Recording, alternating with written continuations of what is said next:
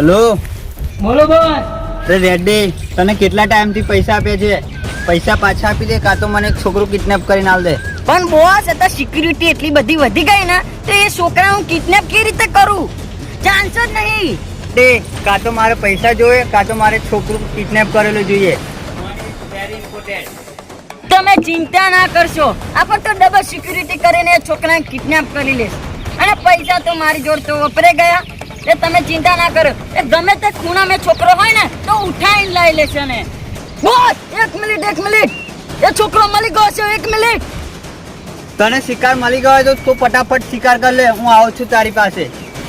હા બોસ, હું ફટાફટ કિડનેપ કરી લઉં છું એને.